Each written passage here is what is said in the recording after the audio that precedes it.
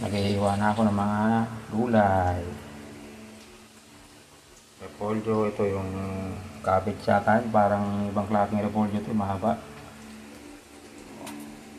Cauliflower, bell pepper, string beans, sayote. Ito na, ginigisa ko na yung chicken breast. Naghihiwa na ako ng mga gulay.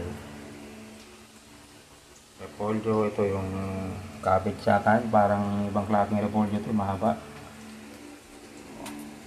Cauliflower, bell pepper, string beans, sayote.